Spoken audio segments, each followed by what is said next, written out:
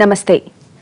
తెలుగు వెలుగు గోదావరి నల్లటి నేలను బంగారంలా మార్చి భూమాతకు పచ్చటి హారంగా అలంకరించిన తల్లి గోదావరి. కోట్ల మందికి బతుకునిస్తూ ఆధ్యాత్మిక సాంస్కృతిక వెలుగులు విరజిమ్ముతూ పావన మూర్తిగా పరుగులు పెడుతున్న తల్లి గోదావరికి వందనం చేసుకుంటూ పుష్కరాల ప్రత్యేక కార్యక్రమంలోకి వెళదాం.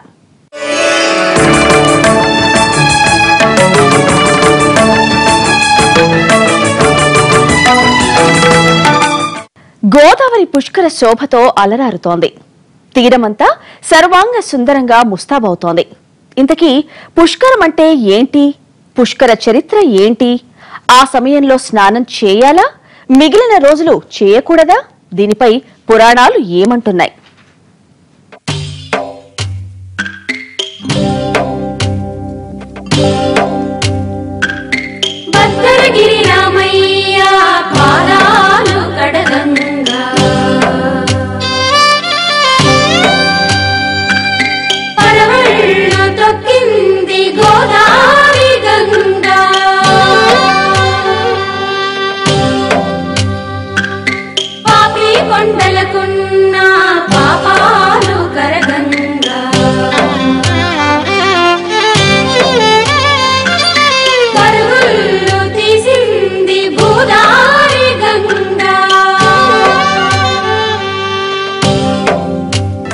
భారతదేశంలో ఎన్నో నదులున్నా వాటిలో 12 నదులకు ప్రత్యేకత ఉంది. బృహస్పతి పుష్కరునితో కలిసి ఒక్కో రాశిలో ప్రవేశించగానే ఒక్కో నదికి పుష్కరాలు జరుగుతాయి. బృహస్పతి సింహరాశిలోకి ప్రవేశించినప్పుడు గోదావరి నదికి పుష్కరాలు నిర్వహిస్తారు. 12 ఏళ్లకొకసారి 12 రోజులు జరుపుకునే గోదావరికి ఇది 12వ పుష్కరం కావటంతో దీనికి ఎంతో విశిష్టత ఉంది.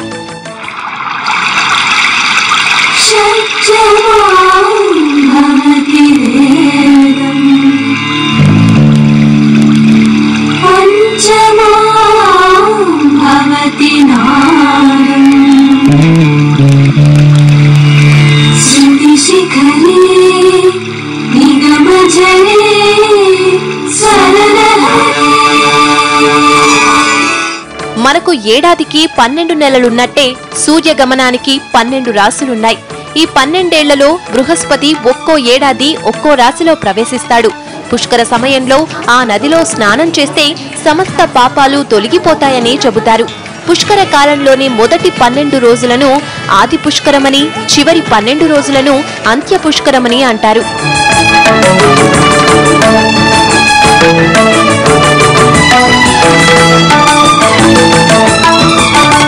పుష్కరాలకు అంతటి దైవశక్తి ఎలా ఆపాదించిందో చెప్పేందుకు ఓ పురాణేతిహాసం ఉంది. కృతయుగంలో తుందిలుడనే తపస్వి పరమేశ్వర అనుగ్రహం పొంది 3.5 కోట్ల పుణ్యతీర్థాలకు ఆధిపత్యాన్ని వరంగా పొందుతాడు.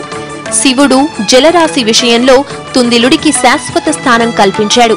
సృష్టి సమయంలో శివుడిని ప్రార్థించిన బ్రహ్మ పుష్కరుడిని తనతో తీసుకెళ్తాడు. తన కమండలంలో పుష్కరుడికి స్థానం కల్పించాడు. బ్రహ్మ కమండలంలో పుష్కరుడిని చూసిన బ్రహ్మస్పతి తాను నదిల్లో ప్రవేశించినప్పుడు తన వెంట అతడిని పంపమని కోరాడు. దీనికి పుష్కరుడు ఒప్పుకోలేదు. దీంతో బ్రహ్మ ఇద్దరి మధ్య రాజీ కుదిర్చాడు. ఆ సమయంలో పుష్కరునితో పాటు సమస్త దేవతలు నదిలోకి ప్రవేశిస్తారు. పుష్కరుడనేటువంటి వాడు గురుగ్రహంతో కలిసి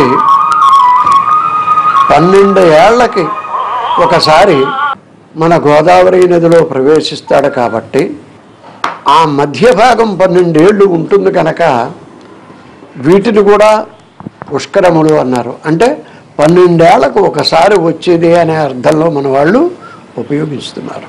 మిగిలినటువంటి నదులు అన్నింటికీ కూడా పుష్కరాలు ఉంటాయి. గోదావరి నదికి ప్రత్యేకత ఏమంటే దీనికి అంత్య పుష్కరం కూడా ఉంటుంది. అంటే ప్రారంభంలో 12 దినములు, అంత్యంలో మళ్ళా 12 రోజులు, 2 రకములుగాను గోదావరి నదికి పుష్కరములు ఏర్పడతాయి. మునులు గోదావరి స్నానానికి ఎంతో వైశిష్ట్యాన్ని ఆపాదించారు. అందున పుష్కర సమయంలో గోదావరిలో అనిర్వచనీయమైన దైవశక్తి ఉన్నట్టు విశ్వసిస్తారు. గోదావరి అంటేనే నిర్జీవికి ప్రాణశక్తినిచ్చేదని అర్థం. అలాంటి గోదావరి సప్త ఋషుల సమ్మేళనంతో పుష్కరుడి సాక్షిగా 12 ఏళ్లకు ఒకసారి మరింత ఆయుష్కారమైనప్పుడు అందులో స్నానమాచరించడం నిజంగా పాపహరణమంటారు పెద్దలు. గంగా స్నానం, నర్మదా నది తీరంలో తపస్సు, కురుక్షేత్రంలో దానం ఇవ్వటం, రాశిలో మరణం పొందటం ఎంతటి ఫలితాన్నిస్తాయో పుష్కర వేళ గోదావరి స్నానం అంత ఫలితాన్నిస్తుంది.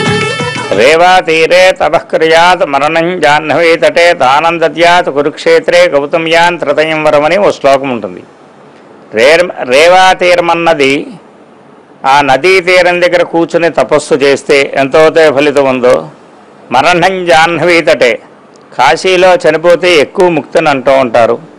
దానం దద్యాత్ కురుక్షేత్రే ఢిల్లీకి దాటిన తర్వాత కురుక్షేత్రం అనే ఊరుంది, అక్కడ కనుక దానం చేస్తే ఎంతోతే ఫలితం ఉందో, మనం ఈ గౌతమీ తీరమంద ఏం చేసినా సరే ఆ 3 వరాలని ఇక్కడ ఇస్తోంది. 60,000 సంవత్సరాల పాటు విడి రోజుల్లో గంగానదిలో స్నానం చేసినప్పుడు కలిగే పుణ్యం ఒక్కసారి గోదావరిలో పుష్కర స్నానం చేస్తే వస్తుంది. పుష్కరాల సమయంలో 3.5 కోట్ల తీర్థాలన్నీ గోదావరిలోకి వచ్చి పుణ్యస్నానం చేస్తాయి. అందుకే గోదావరి జలానికి అంత పవిత్రత. పుష్కర నీరు తాగిన వారికి 3 జన్మల పాపాలు నశిస్తాయంటారు. అశ్వమేధ యాగం చేసినంత పుణ్యం ఒక్క పుష్కర స్నానంతో వస్తుందని చెప్తారు. ఉదయాన్నే పుష్కర స్నానం చేస్తే మంచిదని చెబుతారు. ఇతర నదుల్లో గంగా నది ఉందనుకోండి, గంగాద్వారం అంటే హరిద్వారం అక్కడ కానీ, అలహాబాదులో త్రివేణి సంగమంలో కానీ స్నానం చేస్తే కోటి పుణ్యం, ఆ ఫలితం చాలా గొప్పదిగా ఉంటుందట. మిగిలినటువంటి నదులు చాలా ఉన్నాయి మనకి. వీటికి అన్నింటినీ కూడా సాగర సంగమంలో స్నానం చేయాలి, అప్పుడు ఫలితం అధికంగా ఉంటుంది. కానీ గోదావరికి అలా కాదు. అడుగడుగున గోదావరి పుట్టిన దగ్గర నుంచి సముద్రుని చేరే వరకు ఎంత దూరం అయితే ఉన్నదో అంత దూరములోనూ ఉండేటువంటి నదీ తీరంలో ఎక్కడ స్నానం చేసినా అనంతమైనటువంటి కోటి పుణ్యమైనటువంటి ఫలితం వస్తుంది అని శాస్త్రాలు చెబుతున్నాయి. గోదావరి సాగరం సంగమం జరిగే అంతర్వేది ప్రాంతంలో పుష్కర స్నానం చేస్తే 2 పుణ్యఫలం దక్కుతుందంటారు. సీతాదేవిని రావణుడు అపహరించాక కశ్యప మహర్షి సలహాతో శ్రీరామలక్ష్మణులు గోదావరిలో పుష్కర స్నానం చేశారని పురాణాలు చెబుతున్నాయి. 144 ఏళ్ల తర్వాత వస్తున్న పుష్కర గడియలు కావటంతో ఈసారి ప్రాముఖ్యత సంతరించుకున్నాయి. పుష్కరాలను పురస్కరించుకుని గంగాహారతి తరహాలో గోదావరికి కూడా రోజు నిత్యహారతి ఇస్తున్నారు.